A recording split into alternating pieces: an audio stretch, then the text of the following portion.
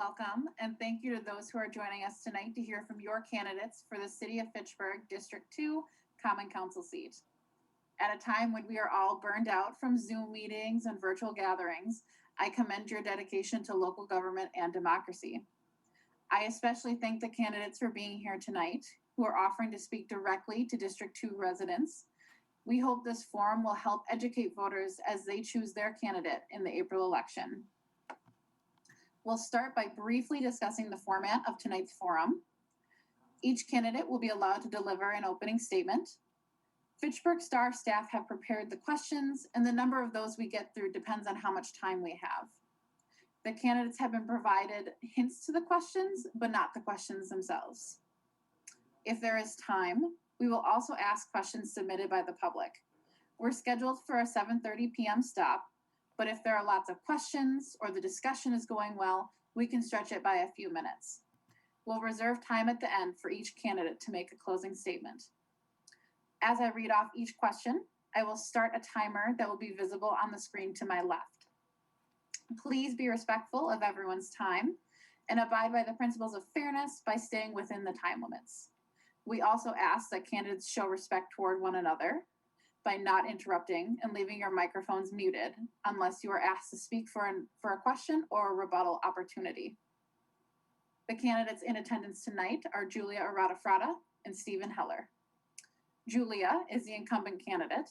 She has been on the council since 2015 and is the council president. An accountant at Wegner CPAs, Julia is the chair of both the Finance Committee and the Community Economic Development Authority. Stephen is a project manager at Epic who has lived in Fitchburg since 2009. He currently serves on the city's Plan Commission as the District 2 representative. Without further ado, let's begin. Each candidate will now deliver their opening statement. We'll have incumbent Julia Arata-Frada go first. Julia, you have 2 minutes. You are on mute. Okay, thank you, Kimberly. First of all, I want to thank you, the Fitchburg Star and Fitchburg Fact TV, for organizing this important forum. My name is Julia, and I have been a resident for the city of Fitchburg for 16 years, and I have been involved with the city for 6 years. And I am very proud Fitchburg resident. I raised my 2 kids here in the city. I am married, 2 sons in college. My kid attended the community school at Leopold and then went to West High School.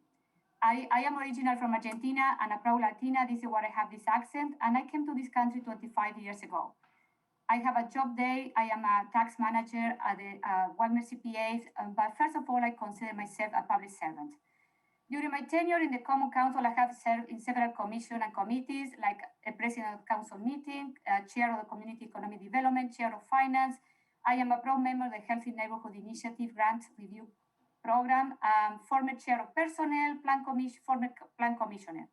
And besides my role in the city, I have been involved with several other organizations and boards in Dane County. Currently, I am the board member of MARREP. I am member of the Overture Foundation and several other mass. I am running for re-election because it has been an honor to represent and serve the people in my district, especially in the last 6 years. I want to continue to working on this vital issue facing our community, also because the city needs experienced, responsible, and community-engaged leaders like me to carry forward with new challenges, like the town of Madison annexation in 2022, flooding issue caused by climate change, public transportation, and make more sure that more projects that are coming in the pipeline, like the community park in the north part of Fish Hatchery and inclusive playground in McKee Farm Park are carried forward. But most important, I want to be part of this growing and diverse community and make this city more inclusive for all of us. Thank you. Thank you. All right, Stephen, your opening statement. You have 2 minutes. All right, well, first, let me thank you, Kimberly, the Fitchburg Star, and Fact TV for putting this forum together. In an unprecedented year, it's been very difficult to meet with the community and share my ideas and why I'm running. So this forum is a great opportunity for the residents in District 2 to learn more about their choice in this election. My name is Stephen Heller. I've been a resident and a homeowner in District 2 for 12 years. I've served on the Plan Commission for the last 2, as has been stated. And I decided to run for a few simple reasons. First, to work to control the local effects, of the residents in this district that are facing due to climate change, primarily the flooding that is all around this district. Secondly, to show a level of professionalism on the council that I've had felt that has been lacking. And lastly, to protect the neighbors and friends in this area who are deeply concerned by their rising property taxes and an increasing concern with the way the city is spending and budgeting its money. I've been a project manager at Epic for over 10 and a half years, so I understand how to properly plan and complete large projects with strict timelines and budgets. I've also been a small business owner and a startup investor and understand how to make the difficult decisions every small business faces. An understanding that you can't spend what you don't have and you have to provide the best quality of services for everyone. I look forward to bringing that expertise to the council and hope to earn your vote with my plans that I'll present here tonight. Thank you. Thank you. So we will launch into our first round of questions. Just an FYI for both of you, I will reread the question to both of you each time, so you don't have to ask for a question to be reread. And we'll also do it for the audience who's watching at home in case they happen to jump on in between the topics, so that they kind of know what we're talking about. So we'll start with Stephen for our first question of round one. The question is as follows. The city is planning to build a community center called The Hub off of Fish Hatchery Road on Traceway Drive. While it is just outside of District 2, it's likely to have an impact on its residents. The scope and the timeline is still a moving target. How much of a priority should this be for the city? You have 2 minutes. I think it absolutely should be a priority, and that is an area of town that is very underserved, especially in terms of park and public spaces. I fully agree that that is a great use for that land as well. We've just been presented with the plans at the last Plan Commission meeting a few weeks ago. I love the ideas of it. The one thing that I do think we need to revisit is the overall plans and the budget for it. When I first saw that it was a $200 per square foot construction project for a park structure, and then looking at what that total cost in around $2 million was, that seemed a little out of line for what I would consider to be a park structure. That park structure, they started to include things like computer labs, education spaces, meeting spaces. Some of that seems like a very nice thing to have, but we were originally presented that this park was going to serve in that immediate area as a nice meeting space for that community and to provide that meeting space and green space that they otherwise don't have for that local neighborhood. But somehow that plan has now morphed into a destination park for all of Dane County to come see and to enjoy. And the price tag attached to that seems unrealistic for where our city is right now with our spending. So I do think it's a priority, but I think we can prioritize it better and actually achieve it sooner is if we reduce that overall price point and looked at what was the actual need, not what it already has become in terms of the planning. I think we could definitely find some ways to make it still an affordable project, a standard park shelter like we are all used to, a place to use restrooms, a place to meet and gather.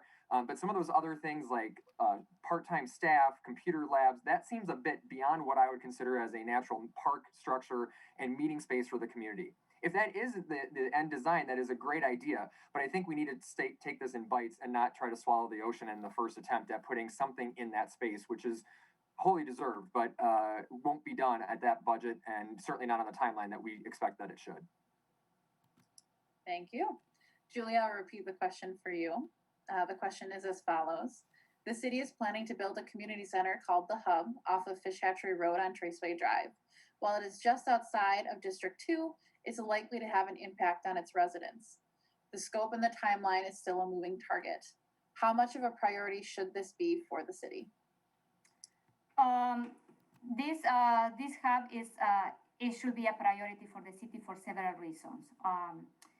This hub has been in progress for 2019 for more than 2 years. Having working in this plan is about 2 phases.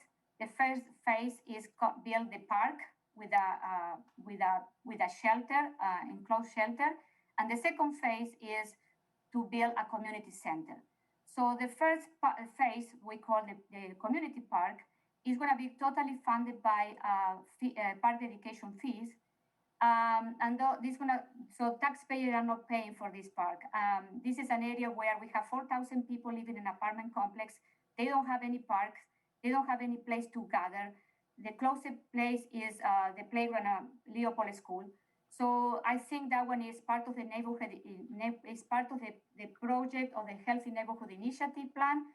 And also for the Forward City plan, on how to bring more amenity to that area of the city. The second phase is the community center. The community center is a more expensive building that is going to be, is coming in the pipeline maybe in 2 or 3 or 4 years. We don't know yet. But that is going to be funded through debt, and also we are considering fund that with grants. We are already in communication with Dane County. I have been in communication and meeting with several people to say how we can work with Dane County to fund this community center. The community center is going to be built by the city, but then it's going to be run for not for profit. So and they are going to pay a rent. So it's not going to be a fee associated for operation of this place. So the idea also that the library, the senior center, and the police department, they want to have a place there is going to be great. But it's coming it's coming, but it's a project that is coming in phases. Thank you.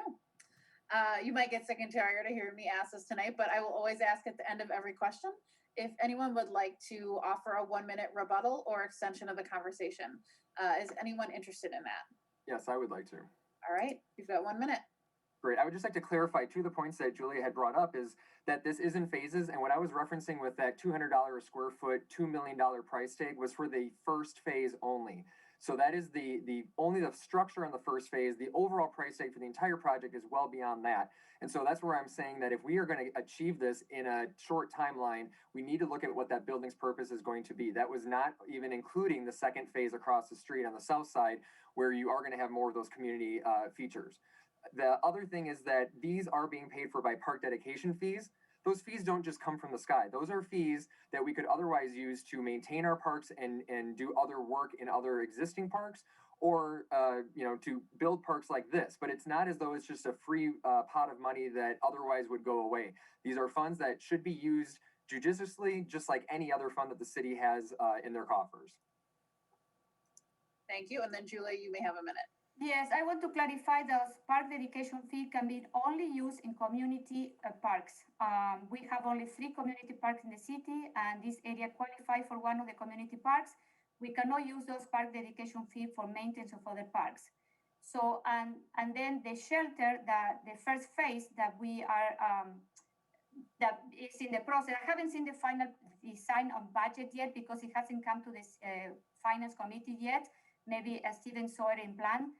Is there is always we always come to the table and we say that there are some items that they are more expensive than the other one. We can go to the draw table and determine what are the features that we need to have right now and what is the other one that we can accommodate in the future. So, but I think this one is an amenity that really this part of the city needs.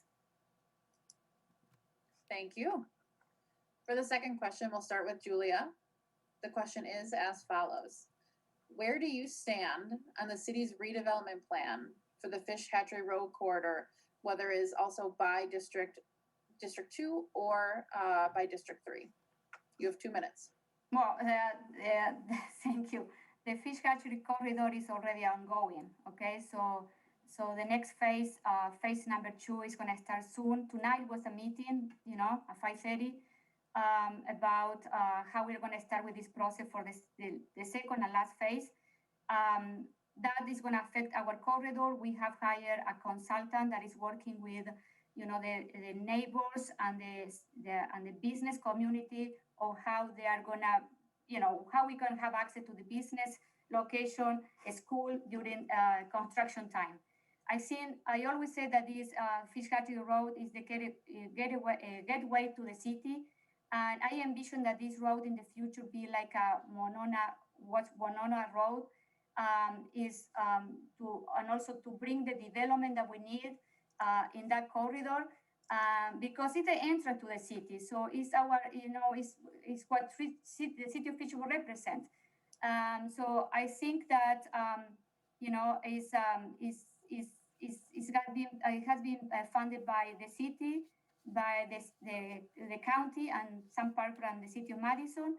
And the idea is that, this is our gateway, our entrance to the city. We need to work in this year is going to be, due to construction, it's going to be kind of trouble for some of the people to navigate around. But I think it's going to be great for the city. It's going to attract more economic development, and this is what we need. Wonderful, thank you. Stephen, I will repeat the question for you as well. Where do you stand on the city's redevelopment plan for the Fish Hatchery Road corridor? You have 2 minutes. Well, I tend to agree with Yulia that it doesn't seem like there's much to really stand on. It's already in progress, about halfway through. And it's been, it is difficult. Nobody likes to live through construction, but we all love the benefit of what happens after the construction is done. This is just like Monona Drive. It is the gateway into Fitchburg, and it's something that we've been lacking as a city. This will finally give us better identification as a city. You talk to people around Dane County, and everyone goes, Fitchburg doesn't have a downtown. What is the center of Fitchburg? Fish Hatchery Road has been dilapidated for so many years and left behind that it's about time that this was a major infrastructure change. This had thankfully, I think the city did really well in the negotiations with the county, and the county has shared their portion of what the reconstruction costs were, which is a great asset to the city. But this is going to spur development. You already see on the north side new development coming. I've been proud to be on the Plan Commission approving these projects on Fish Hatchery Road. And there's only going to be more coming. And I am excited about really how we can involve the local neighborhoods, because they're going to be the ones most affected by this change. So the people who have lived there and just off of there, what are they looking for in this redevelopment? As we continue to grow, we're going to see more business, which is only going to help our tax base. We're going to see more building in terms of multi-units and hopefully single family as we branch out from the Fish Hatchery Road. We need to make sure that we're listening to those local neighbors and finding out what is it that they're looking for in this construction. And that needs to be done through new channels that probably we haven't really been doing a great job of. And I'm sure there's gonna be more questions on that, of how to involve the local community, but it needs to be done in a myriad of different ways: online surveys, in-person events, mailers, all kinds of different ways to get those people's input so that they don't feel displaced by this reconstruction that's happening. But we tend to agree that this has been a great project. It is difficult to live through, but the end result is certainly going to be a driver and a catalyst for the city, which I'm very excited by. Thank you. So before I offer you two rebuttals, usually a journalist's journalist's job is asking perfect questions. And I did clearly not ask a perfect question in this stance, where you guys talked about the Hatchery Road reconstruction, which is great to talk about. The question was actually more so about the redevelopment plan, where there are pieces of land that are marked for redevelopment, specifically in the Northern Fish Hatchery plan. So what I want to do is I want to give you two another 2 minutes to talk about that. The other discussion was great, and we can always go back to that with rebuttal, but it's clear that I did not write a perfect question for the first time in my life. So I will give you guys another 2 minutes to do that. So Julia, I will let you start first. You have 2 minutes. So can you repeat the question, please? Sure, I can absolutely do that. So I'm curious about your stance on the city's redevelopment plans for the Fish Hatchery Road corridor, where different pieces of land are marked for redevelopment. Okay. So one of the things that were planned a couple of years ago, maybe 2 years ago, was the expansion of the tax incremental district number 10 that is part of that corridor. What we try to do is to incorporate more parcels in the tax incremental district to attract the development. We also have some opportunity zones in that corridor too. That is, opportunity zone is another financial tool for developers where they can come and also invest in, redevelop some of the multifamily or the old facility that we have in the area, and they're going to have some tax referral in the long time. So we have opportunity zone, we have a tax incremental district there, and also, so we did it with the purpose to fund the Fish Hatchery Road with some of the increment from the district to attract more redevelopment to the area. And also, last year, we also, the city allowed the Dane County Authority to participate in the city of Fitchburg. And the idea was also how they can bring their expertise and redevelopment and all the tax credit that they can get from WIDA and other agencies on how to redevelop in the north part of Fish Hatchery, especially because we have a very old infrastructure very old multifamily that they need to have some redevelopment. So I think we are focused on we work with a consultant, Van der Well and Associate, to create a vision for the corridor. And in this vision, it was a great exercise to determine, okay, what we would like to see there. We need to bring more housing, more affordable housing, more townhouses. We have a lot of infill and parcel. And then what is the vision? What are the tools that we can provide, or the financial tools that we can work with developers of other agencies to bring that development to the corridor? Thank you. All right, I will repeat the question for you, and it's just me spitballing here, so it will not be exactly the same. So, where do you stand on the city's redevelopment plan and vision for the Fish Hatchery Road corridor, where it concerns redeveloping properties? You have 2 minutes. All right. Well, I think again we're pretty much in agreement. This has been an overlooked area of town, and so I agree with what Julia just said. With Van der Waal, the consultant that's been hired, they presented to us at Plan Commission at least a year, maybe a year and a half ago, and showed us what the grand plan was going to be for that area between kind of Greenway and Post Road. And there's a lot of opportunity there.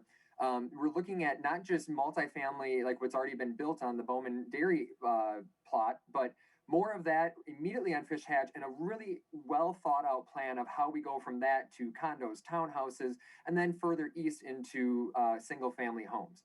That kind of planning is what really is going to spur development in that area. And then we'll see the business will naturally follow as well. The other thing to think about is that with the opportunity zones, that is just ripe for businesses. As a small business owner, we've been looking to relocate our business to an opportunity zone. And so this has just been kind of waiting for the right opportunity. And this kind of investment is certainly going to be necessary. The other thing that I will point out is that there's been some other great plans looking at the west side of Fish Hatchery Road in that same general area. And what we could do now, it's strip malls and other businesses that are still being fully occupied and utilized. But if we look 10, 15, 20 years down the road, they will be at end of life businesses and buildings. And that has plans for more of a senior living, like what's already been started on the west side. But as it starts to grow from a senior living, independent living into nursing care and long-term palliative care, that kind of a progression is what you're seeing all around. It's desperately needed. We've had grandparents, my husband and I, who have been on wait lists for getting into places like that. So I think the grand plan of this entire area has really been well thought out. And I'm looking forward to seeing it come to fruition over the next, who knows, 10, even 20 years. But certainly, like we've said before, a needed area in town, and looking forward to what happens in the near future. Thank you. And thank you for bearing with me and having me ask you another question that you guys did not anticipate. I'd like to offer a 1-minute rebuttal or conversation extension to either of you if you would like it. No. All right, we will move on to the next question. And fingers crossed that all my other questions are great.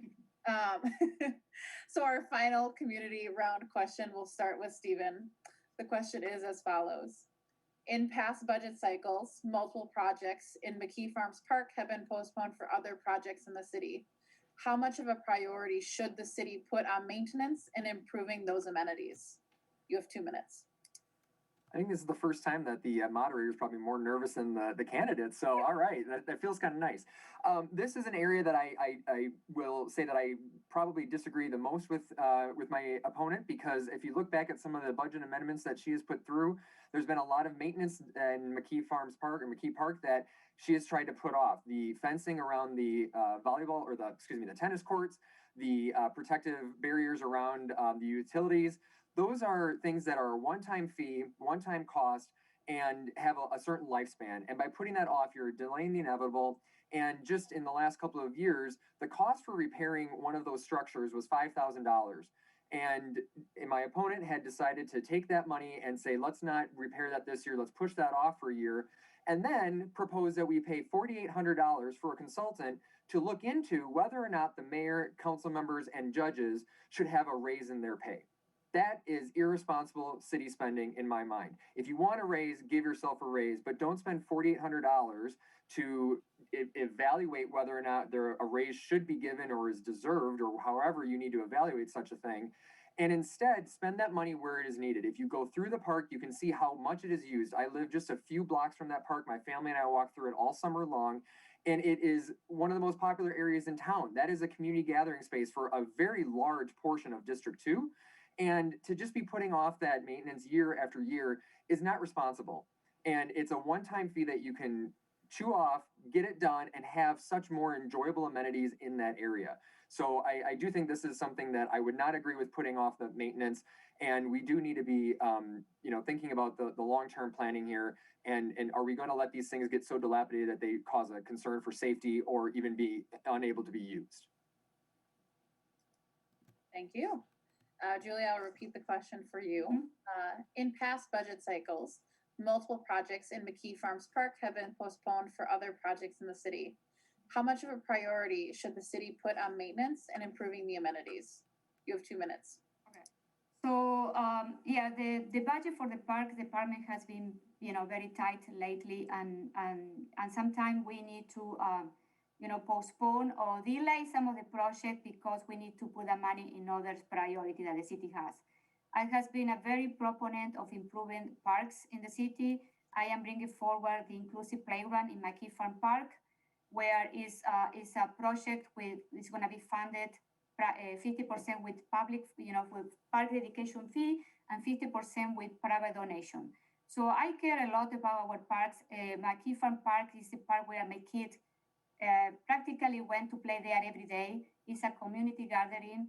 I know that sometimes as an Alder, you need to make difficult decision and concession and compromise about funding one thing or delay one project for another one.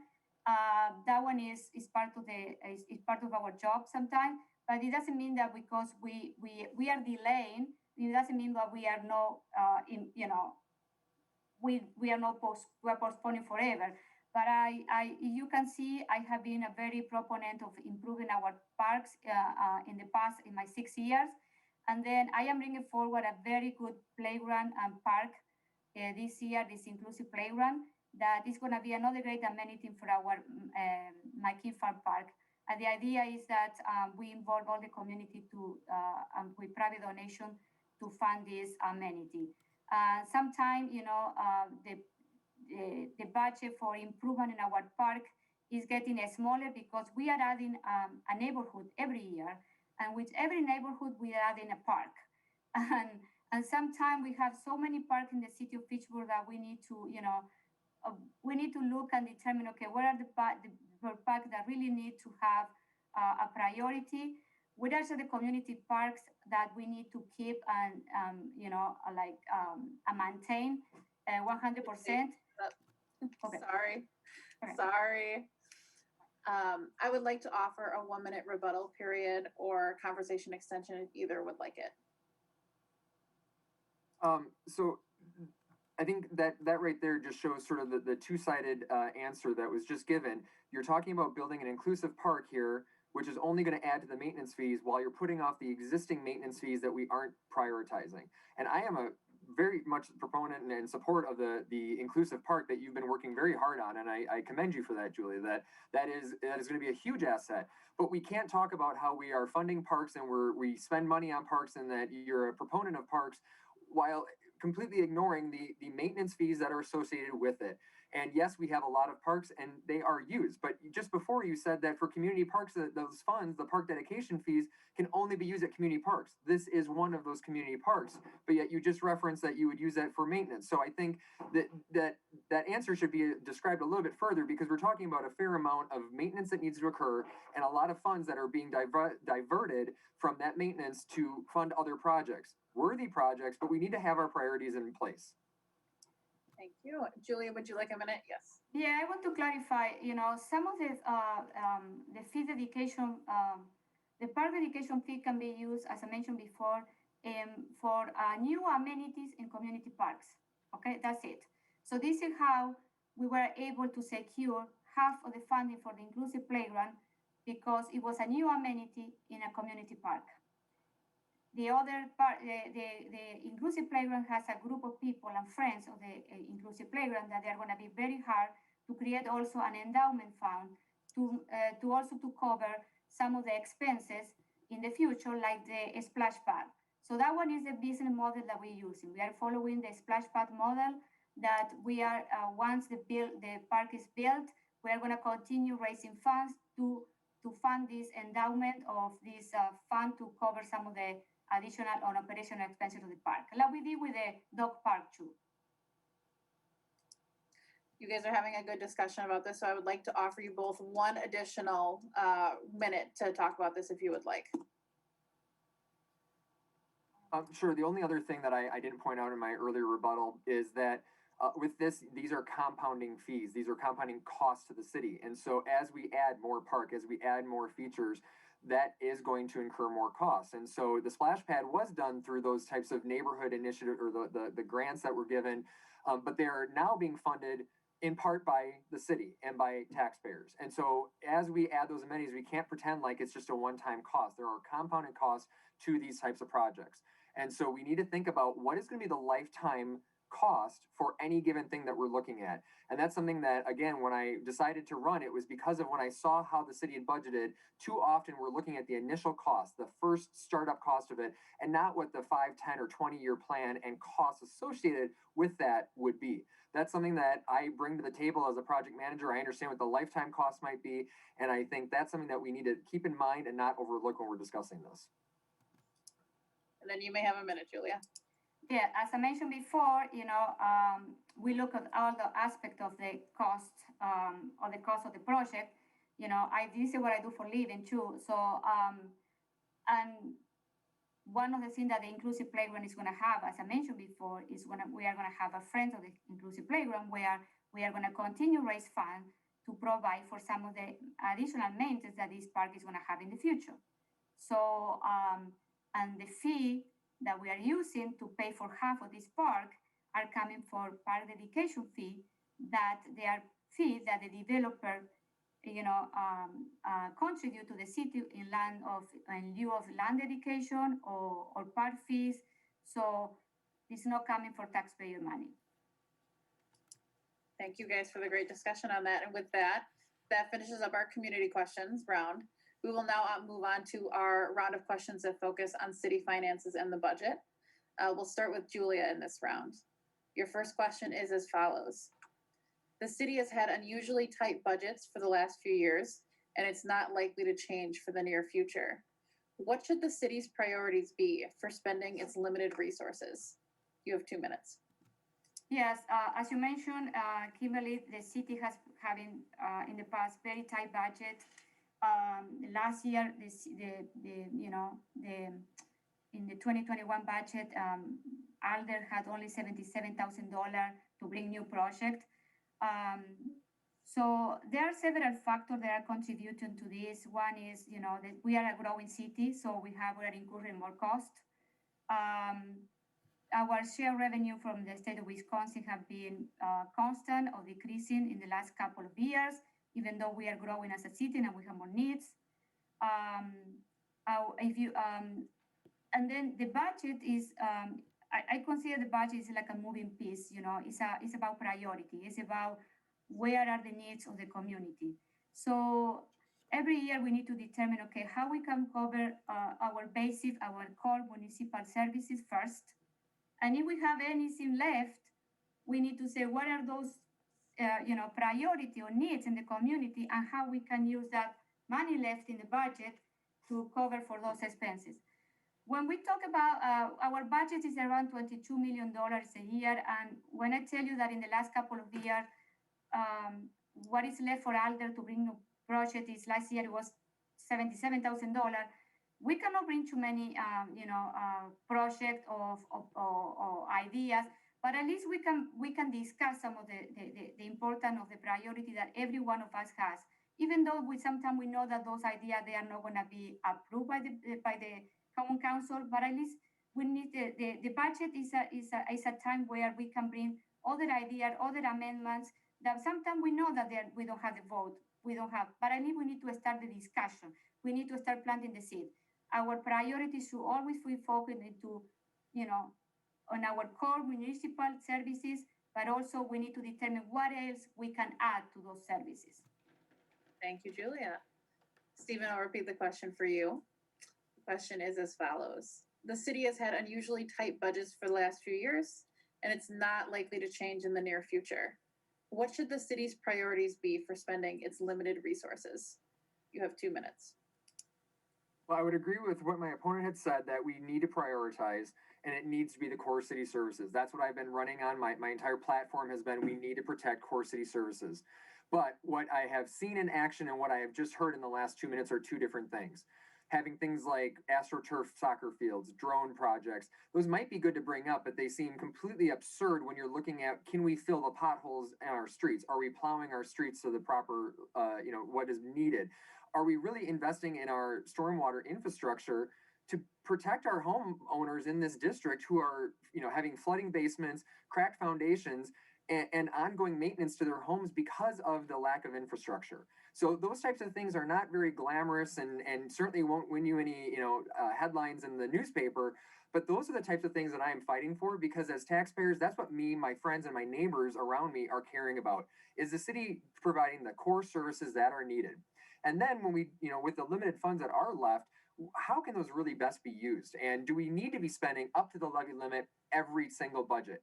As we look ahead to the town of Madison, which I'm sure will be another question coming up, also just looking at uncertain economic times that we're in, if we face a long recession like we did just a few years ago, we are not poised as a city to really weather that well. We are spending up to the levy limit every year, and we should be really thinking about, how do we reserve funds? How do we really plan better for long-term projects that are desperately needed? We've been spending up to the limit the last few years, and yet we know that we have this huge price tag on the town of Madison annexation that is going to require so much more services from us. So I think part of the answer, though, too, is we really need to focus on business growth. And that's another thing that I've been talking about with my campaign. We need to bring business in. The tax base is just not growing by having more multifamily or apartments being built in the city. We need to be investing in business opportunities to help expand the tax base. Thank you. I'd like to offer a minute rebuttal for anyone who would like it. Go ahead. Yeah, some of the things that my opponent mentioned about soccer field and drone, those were part of, way back in the CIP plan. So the CIP plan is like your wish list, the thing that you would like to be, to have. This is where ideas that they came, some idea that they were brought to the council and the council say no. But this is what I said, we need to bring new ideas. We need to have discussion of project and determine, okay, how we can fund it in the future. If the council say no, we say no. But the idea is always to bring new ideas, new projects, some of them that the council are going to say no, some they're going to approve. So there's nothing wrong to bring new ideas and new projects to the cities. And regarding the business opportunity to bring more businesses, in order to bring more businesses to the city, we also need to be more, to provide the infrastructure for those businesses to come and thrive. And when we talk about okay. Yep, sorry. I'm cutting people off, but time is time. Stephen, would you like a minute rebuttal? So yes, absolutely. The CIP is sort of a wish list. I also would disagree that those were way back when. The drone project was just 2 years ago, I believe. It was the 2019-2020 budget.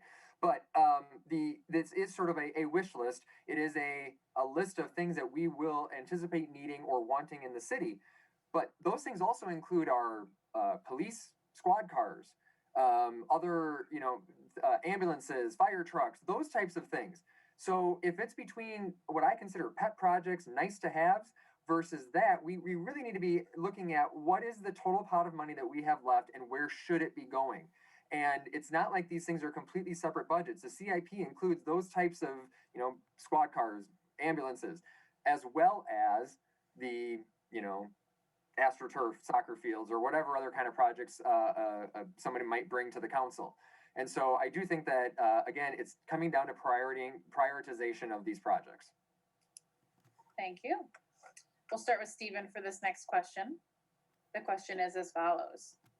The city has been planning for the town of Madison annexation for nearly 2 decades, and the annexation will happen during the winter's term. Do you feel the city is prepared for the financial impact? You have 2 minutes. Unfortunately, from what I have been researching and what I understand of the proposed plan and how this was already laid out 20 years ago, there's not really a great way that the city could be well poised for this, and it's unfortunate. It's going to be a hard pill to swallow, and that's why I've also been running. Is that we need to really focus on what can we afford, what can we prioritize. We know that this is going to be difficult on the city, and there's no way around that. If anybody tells you that the town of Madison annexation is going to be a huge win for the city of Fitchburg, it's not. We are understanding what that's going to look like, and not just the immediate effect, but there's going to be a long-term effect. So there are some opportunities perhaps with some assets that could be sold, but we already know that the amount of new hires that we will have to take on as a city is not going to be offset by the tax base that's in the land that we are acquiring. And so we know that there's going to be more demand and even less supply of funds. And so we are going to have some very tight years ahead. I think both candidates last night agreed to that as well. And they said, this is going to be very difficult for us. So I don't think anyone could really say that the city is well poised for it. It's going to take very proper, prudent budgeting to help even weather the storm and get us to a point where we can start looking forward to more flashy projects or more desirable things than the really core things that we are just going to have to kind of take that pill and swallow for the next few years. Nobody wants to hear that. Nobody, including me, wants to say it, but it is the hard truth. It's not been a great deal worked out by past leadership in the city, and we are forced to live with those decisions. And so it's going to take some creative thinking and some really tough analyzation of what are we going to be doing to get through this. Thank you. Julia, I'll repeat the question for you.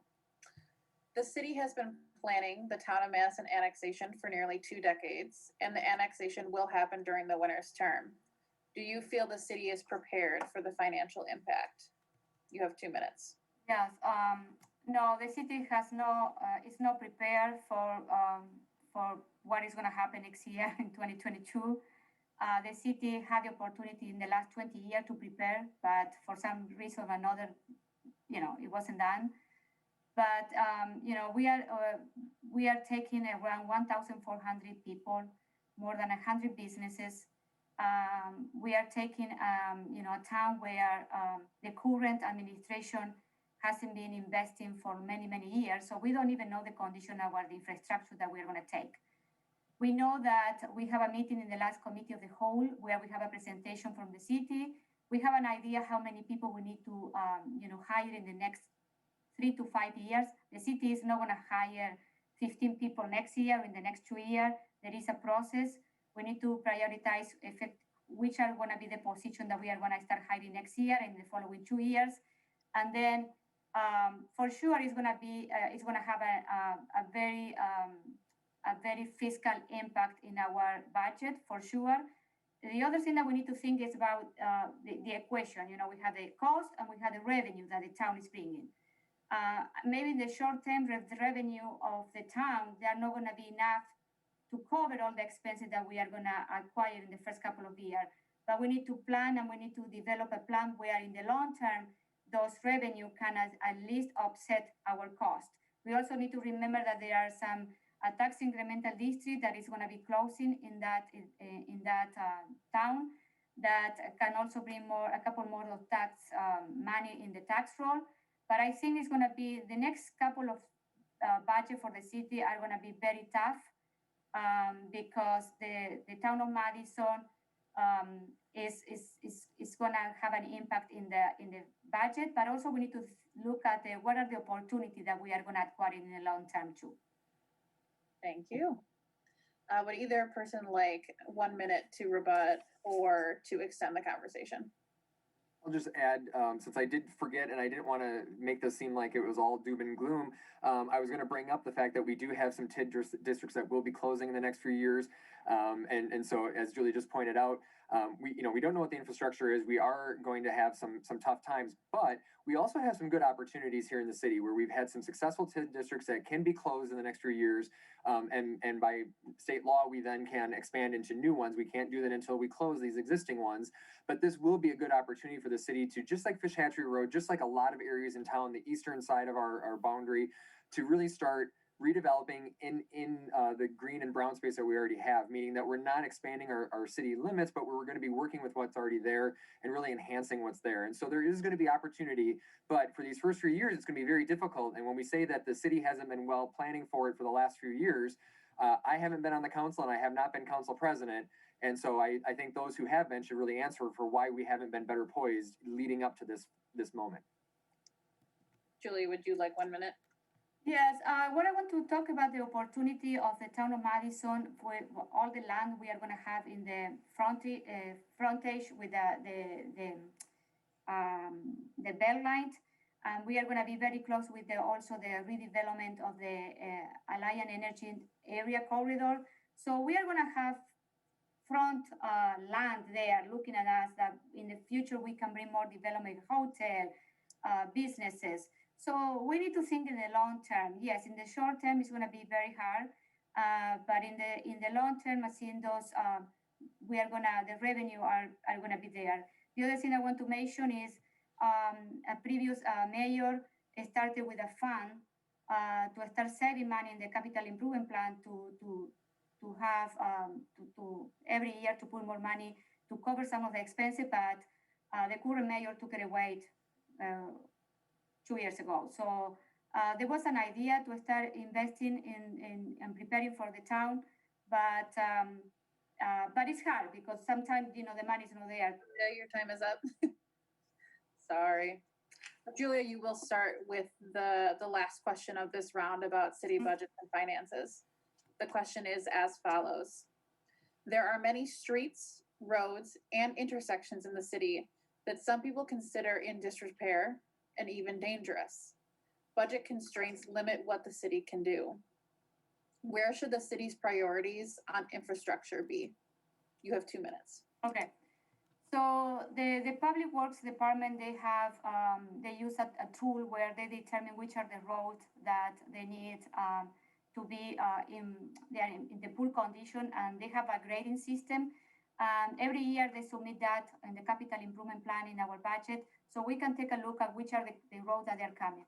So the city invests around $1 million per year in reconstruction of a road, the maintaining the road. It's around $1 million in increase every year by a percentage that the budget decided a couple of years ago.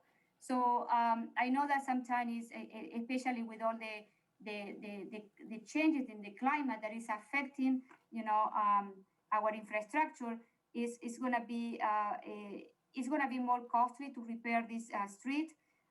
The city also have invested a lot of money in the construction of the big project that it costs millions and millions of dollars. But we keep in our CIP plan an allocation of funds for each year for the maintenance of the street. I trust what the public department work does every year. They are the ones that tell us, this is the road that they are in despair and they need to have the priority. And also we use other alternative like chip seals, to cover to maintain some of the road and extend the span life in some of them. But yeah, so I can see it now after this very brutal winter. I can see it in, walking the neighborhood that, how these changes in temperature are affecting,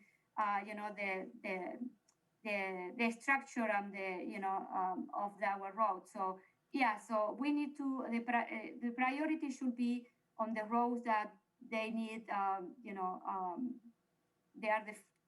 They need more repairs. You know what I mean?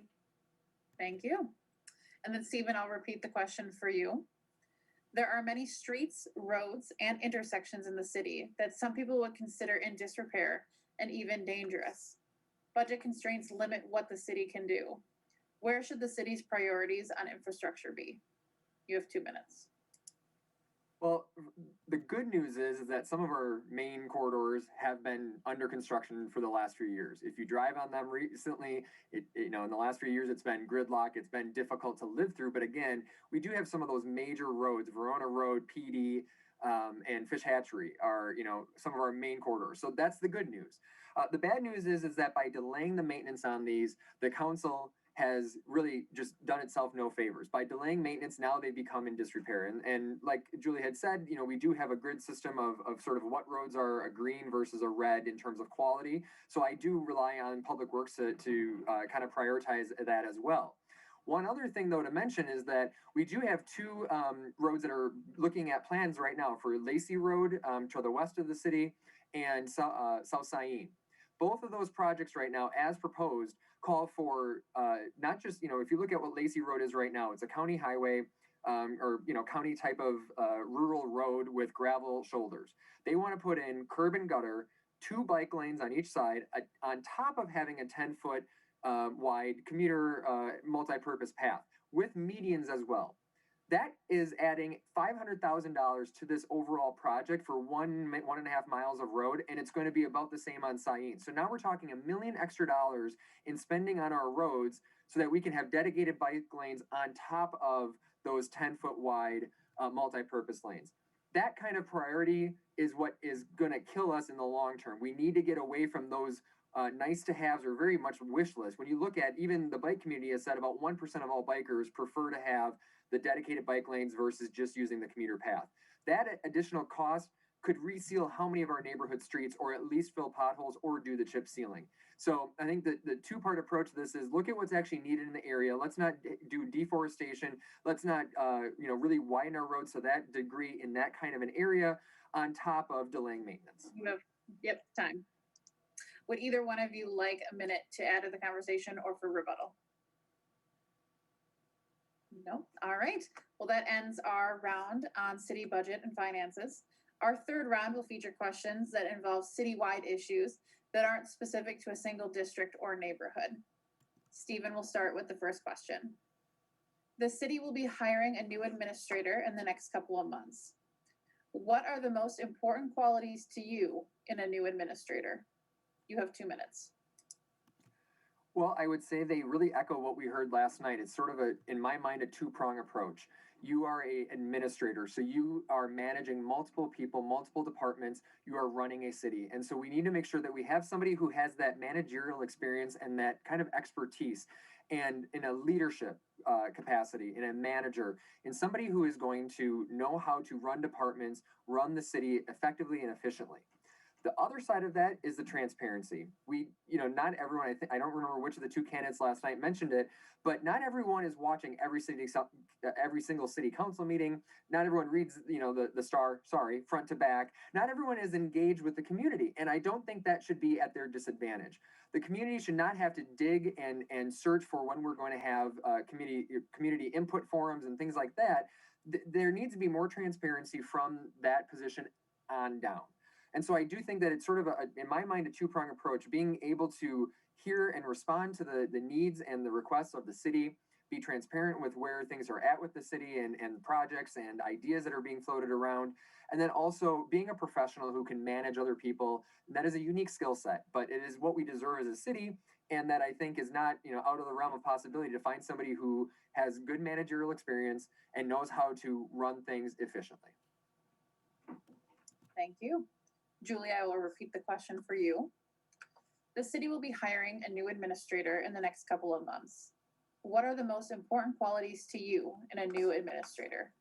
You've got 2 minutes. Okay, so the city administrator is the face of the city and is the CEO, as I call him or her. His or her role is to be the nexus between the council and the city staff, and also to carry the policy that the council set. This person should be able to work and collaborate not only with the mayor, but also with the alders, and having an excellent communication and open and transparent communication with the 2 bodies. Should also have great leadership skill, like to be approachable, trustworthy, ethical, forward thinker, respectful to the city staff and to our external customers, like our business owner, developer, and especially our resident, because our residents are paid his salary or her salary. Also, they need to have a strong grasp on finance and managing budget, and be present and engaged, and be a visionary, and always look for ways to make Fitchburg a more vibrant, equitable, and inclusive city to live. All right. Would either one of you like an extra minute for rebuttal or for extending the conversation? I'm fine. Great. We will move to the next question then. Julia will start with this one. The question is as follows. What role can the city play in helping ensure the safety of its citizens and the health of its businesses as it relates to COVID-19 recovery. You have 2 minutes. You're on mute. I will restart the clock for you quickly. One second. There you go.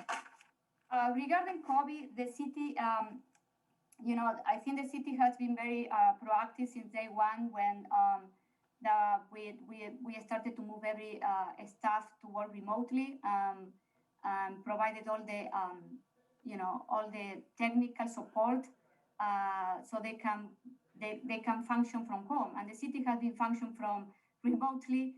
I would say more like 80% of the staff have been working remotely since March last year. So we have a group of staff. We had to protect our staff first. Second is protect our resident. Our resident, we are protecting that. We know we need to follow the regulation established by the county. We follow the county health. So, and we need to be sure that we are, our citizens are, wearing a mask, social distancing, and following all of these steps.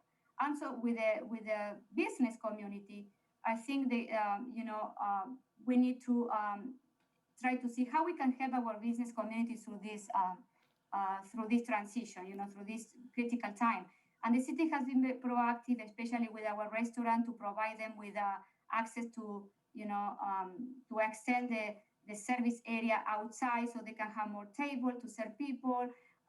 But I think we need to be more, I would say we need to create like a campaign, say support Fitchburg business, support our local businesses, and also be sure that in the next step now that we are going through is the vaccination. I think the city had to have a very critical role, outreach in our community, especially our community of color in the city, low income, and say that it's safe to have the vaccine. Look for places that are accessible for them. We have Walgreens and Fish Hatchery. We have another pharmacy, local pharmacy, but also how we can use our facility like the senior center to have a place to vaccinate the rest of the community. That is time. Thank you, Julia. Stephen, I'll repeat the question for you. What role can the city play in helping ensure the safety of its citizens and the health of its businesses as it relates to COVID-19 recovery? You have 2 minutes. Well, I've been proud of the work that the city has done in the last year, especially for businesses like Julia had mentioned with restaurants. Things have come before the Plan Commission in the last year to allow outdoor dining, additional signage, just different variants on our different regulations in the city. And we've tried to make it as open and possible, I would say, for our businesses to continue to at least survive, if not hopefully thrive during this time and come out on the other side. So first off, I think the city has done a good job in that. But, like was mentioned last night, the city can't make the money. And so we disperse those funds as they come in through the state and federal government, but it is limited funds, and there's not, much that the city can do in terms of direct payments or anything like that. A lot of times, just like with any, major wartime effort, it comes down to private enterprise. And we see that at a national level, that you see the GMs and the Fords ramping up production of masks or ventilators. Oftentimes this country has survived and thrived because of private enterprise. And so I think, what can we do with our businesses here locally to help them thrive and be those conduits here in the city? And the last part is really the area that the city can be most impactful is now with the vaccinations, like Julia had mentioned. I work in healthcare. I have an organization that I work with myself. They recognize that, especially communities that are not as affluent or that don't have the same access to come to the hospital or come to a clinic, they're looking at outreach opportunities of where can we meet the neighborhoods, where can we meet in neighborhood centers or in churches. I think that is the type of vaccination sites that the city could help with by opening up its doors or providing those types of opportunities to allow for those either drive-through sites or a community type of meeting center, so that we are meeting the neighborhoods directly where they already are and not expecting them to have to find their appointment at Walgreens or to go to the major healthcare centers downtown, whatever it might be. That's the one thing I think that the city could be most impactful with. Thank you. Would either one of you like more time? Yes, Julia, you may have time. Yeah, so I need a little bit more time to explain. I think the city went through the three, we need to go through 3 stages. One, it was the first one was to react to the situation, and I think the city was prepared to react to the crisis management that we have at the beginning, and then we adapt, And the other thing that we need to consider how this, we went through a budget cycle during COVID, but we haven't seen yet all the effect that COVID is going to have in our budget. Especially, it's not affecting the tax collection, but it's affecting, the revenue fee coming from recreational activity, another permit fee. And the other stage that the city need to go through now is what is going to be our new normal as a city, and how we are going to go through that transition to that. So that one are going to be critical for us as an Alder to determine after COVID, what is going to be our new normal as a city, and how we are going to navigate that new transition path. Thank you. Stephen, would you like an extra minute? Sure. Two things that I would like to point out is that the city does need to make sure that we are prioritizing our budget. Like I mentioned earlier, we don't know, and like Julie just said, we don't know what the long-term effect of COVID will be. And like what I said earlier is if we were to face another downturn in the economy, a lengthy recession like we had recently had just 10, 12 years ago, we are not well poised for that. And so I think it takes a unique skill set to be able to prioritize appropriately so that we aren't found in that position. And the other part, though, I will just urge anybody who's watching, when you do get that stimulus check, when you do have the ability for spending your money, please spend it locally. Please think about where you're investing your money. Are you ordering from Amazon, or are you driving down the street to your local vendor, store, grocer, whatever it might be? So I would just urge that the best way we can really ride this out and make the city thrive is by all of us committing our money to the businesses here locally. So I urge everyone to please consider that. Thank you. Stephen, you will start with the final question. The question is as follows. What should the city of Fitchburg's role be in ensuring the community's underrepresented groups are heard and their needs are met? You have 2 minutes. Well, this is one where we've kind of touched on a few times. It's in how we outreach when we have new projects. We've relied on things like mailers. There's so many different ways of gathering that information from communities, door to door, online surveys, community forums that don't require you to come in person but have online presence like Zoom meetings. Really, it's meeting the different communities where they are most comfortable in the language that they speak most often at home. It's that kind of inclusivity that the city can really help harbor to really gain the trust, and also the sharing of ideas so that it doesn't feel like people are excluded based on where they live or what language they speak. I think that's the core foundational thing that the city needs to make sure that we're ensuring that we are hearing from all residents. A great example is the League of Women Voters. They went to every apartment building and they rented, or they adopted, I should say, an apartment building to register voters during the 2020 election. That is how you actually meet people where they are and make sure that they are being heard and that they feel like they are participating in government, in voting. And so that's, what the city can be doing as well, is really reaching out into the communities where they need to, really where they need to meet the residents to make sure that they are heard and that they feel like they have a voice in this community. Thank you. Julie, I'll repeat the question for you. What should the city of Fitchburg's role be in ensuring the community's underrepresented groups are heard and their needs are met? Yeah, thank you for the question. I think it's a very important question since we have in our city, we have a big community that people feel that they are underserved.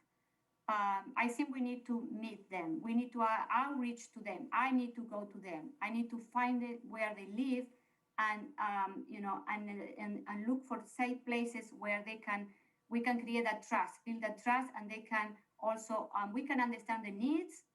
What are the needs? How we can meet those needs. They need to feel that they are part of the community, and they should have the same amount of attention from the elected official, from city staff, like any other resident in the city. We need to put in practice policies that they include them and make them feel welcome.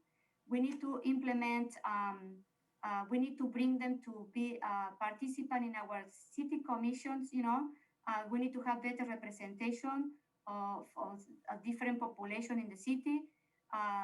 And also we need to train our staff on how to, how to deal and how to approach different type of community in our city. They need to have I know that our HR manager is doing a great job with a diversity and inclusion training to all of the employees, putting in practice a lot of new tasks and on how to become a more equitable and inclusive city, and how to train our staff how to deal with different type of people, clientele, customer. And this is what in 2019 I launched the first Spanish TV program called Discovering with You News and Resources in Espanol, with the help of Fact TV. We try to outreach to our 4,000 Latino living in Fitchburg and inform them with the news that is happening in the city of Fitchburg. That is time. Okay. Would anyone like an extra minute to extend the conversation or for rebuttal? If not, we'll move. Oh, Julia, go ahead. No, the other thing that I think I want to mention that the city has a bilingual front desk person that she's doing a great job too. And so people, especially for Spanish speaker people, we have that in the city. And also we are trying also to bring more of the diversity in all our staff. But I think it's important to understand that we need to go to them and feel them welcome. Sending mailers or it's not gonna work. We need to go where they are. Thank you. Stephen, would you like a minute to extend the conversation? No, I don't think I have anything more to add. Thank you. Awesome. So we have time for an audience question. We've got one that we have not already touched on tonight. So as we're going every other for the questions, we'll start with Julia. The question is as follows. A person emailed us about the city's consideration of ending its contract with Madison Metro and the potential effect it would have on people who need to travel outside of the city.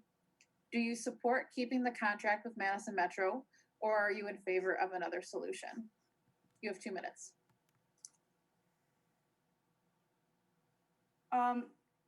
Yes, I think the situation with Madison Metro has been very troubling later because, of the fee, how they have been increasing our fee, and they haven't been providing any additional services. For the next 2 years, we are going to be okay because some of the CARE Act is funding the part of some of the cost, but in 2 years, our bill for Madison Metro is gonna increase drastically. And I think we need to consider all the options on the table. We need to determine, if there are other options that that they are going to be most cost benefit. But the other thing that we need to think about a couple of things. First, when we invested in the fish hatchery corridor, we determined one of the third lane is going to be for the VTR, and then so we already send a message to that we were a part of that connectivity. So the second is that some of the metro routes also connect our city with other municipalities. So we have to be, I think we need to, in the next 2 years, we need to do an evaluation of all the options and determine, is Madison Metro is the best option or not? Because we don't know, maybe there could be other option on the table, but they are more costly than the one that Madison Metro is. But for sure, we need to have a system where we connect people to workplaces. We need to have a system, a transit where we can connect people to parks. We need to connect people to the city hall, to the library. For sure, we need to look on those when we discuss what type of transit and system do we need to have. We need to look at this issue with an equity lens. Thank you. And Stephen, I'll repeat the question for you. A person emailed us about the city's consideration of ending its contract with Madison Metro and the potential effect that would have on people who need to travel outside of the city. Do you support keeping the contract with Madison Metro, or are you in favor of another solution? You got 2 minutes. I am in favor of keeping it, but I think it comes down to how we negotiate that contract and not making sure that we are locked in at a certain rate or without the ability to negotiate in the future. So we want to make sure that when we're dealing with Madison Metro, we're doing it just like we do with the county. just like we do with any other municipality, where we want to make sure that we are covering our fair share and not more of it. And so when we work with them and deal with them, I don't really see another option at this point. There may be other options out there, but in terms of cost effectiveness, we're not talking about I fly Delta versus United versus American. You're talking Madison Metro versus what? Private enterprise or private driver? What, I don't see what kind of other options we would really have without requiring major infrastructural changes or just major startup costs. And so I do think we are going to have to work with them, but we need to do it more smartly so that we are not being pigeonholed into kind of being stuck with the plan that they give us, the budget that they give us. And then I think it's interesting to talk about on the flip side that if we are going to have the bus service, that it needs to connect to all these different points. We need to understand that ridership needs to be there to be able to make sure that it's successful long term. If we could have a bus running down every street of Fitchburg, everybody would have access to a bus line. That doesn't mean that it's going to be cost effective or efficient for anybody. And so I think that's the other part of it, is that while there's been questions posed by different newspapers and publications during this campaign asking about public transportation options, and I think a lot of people want to say we need more buses. Well, we may need more buses, but we're going to have to offset that with what the cost of those are and what is the value of that dollar. How many bus lines do we need? And so I want to make sure that we're just being smart when we plan with the Madison Metro, and that we are poising ourselves in the right areas so that we can negotiate better and not be stuck with existing contracts or even worsening deals as the time goes on. Thank you. Would either one of you like a minute for rebuttal? Yes, Julia. You're on mute. Oh, there you go. Yeah, the other thing I forgot to mention is one of the other approach that how we need to look at this is we are not the only municipality going through this. Like Verona, Monona have their own transit, but San Prairie, we all have been impacted by these increases. I think we need to work together with our neighboring municipality, and maybe we need to go together as a group and to negotiate with Metro and say, okay, so it's not Fitchburg going to negotiate alone. I think we need to be more smart and strategically and come to the table as a group. All the municipalities that we have been affected by these increases. Thank you. Stephen, would you like another minute? I would just say that, there has been resolutions in the past few years of making sure that we stay with Madison Metro no matter what. Thankfully, the mayor had broken that resolution with a tie-breaking vote.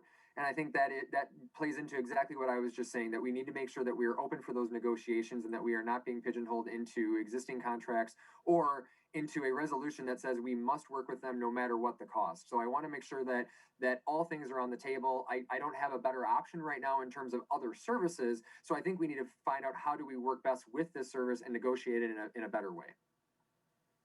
Thank you. We have no more questions from the audience that have not already been touched on. So we will now have you guys offer your closing statements as to why the public should vote for you.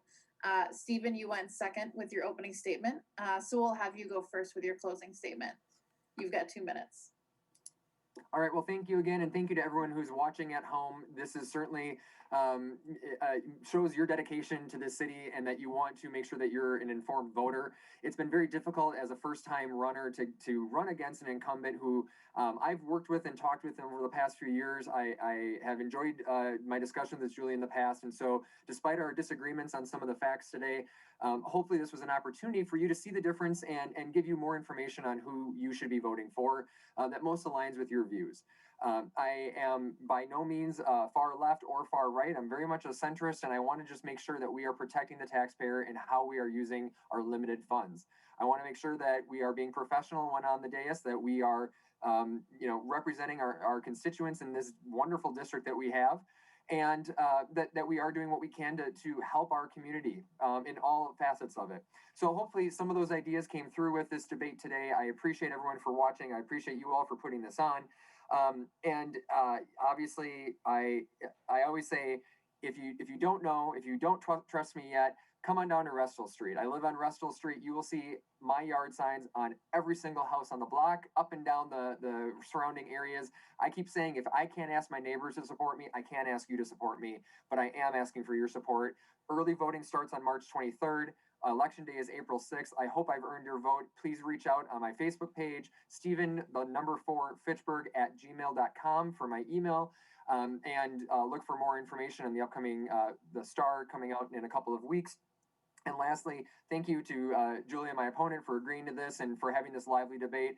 I've certainly appreciated the ability to have our ideas go back and forth. And, like I've said, we've talked for a number of years, and now we're kind of on opposing sides, which feels a little weird. And it wasn't how I wanted to run, but the time came. And so I appreciate this time. And thank you, everyone at home, for paying attention and tuning in. Thank you.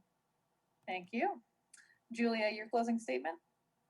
Okay, so thank you again for this opportunity to share my position and platform, and also want to thank you, Stephen, for your participation in this forum and also for running. We need more people, especially young people, to run. I also want to thank you, my constituent, for their support and trust over the last couple of years. And I want the residents of my district to know that I really love what I do. I still have the energy and commitment to continue to be your Alder. I really enjoy being your Alder, and in my next 2 years, I will continue focus my energy to work and improve the municipal services, revitalize the neighborhood, support plans for workforce and senior housing, also invest in our resilient infrastructure and support solutions to help solve flooding and stormwater issues due to climate change, and invest in renewable energy projects. I will continue to invest in our underserved areas and support the Healthy Neighborhood Initiative, and ensure a smooth transition to protect our taxpayers during the town of Madison annexation. I will continue to support our park system, the inclusive playground, and the hub in the North Fishcatcher Road. And especially, I will to support our public safety. Look for community-based solutions to foster initiatives and ideas to target the root of our issues. Our city needs Alder who are experienced, dedicated, and engaged to address the challenges of our growing and diverse community. I have proven to be an effective, capable, and community-focused leader, and it will be my honor to have your support in the next 2 years. And then finally, I want to thank my endorsement. You need a village to run a campaign, especially under COVID. So my team, my volunteers that are helping me during my busiest time of the year, during tax season. Gracias a todos. Thank you very much. And if you want to know more about me, you can go to juliaforalder.com or visit my Facebook page, Julia Arata Fratan for Alder. Thank you, gracias, and thank you for the opportunity. Thank you, Steve, for running. Thank you both. And thank you to all of you who tuned in to this candidate forum. Please remember to vote in the April 6th spring election. Residents can check their voter registration status on the State Election Commission's website at myvote.wi.gov.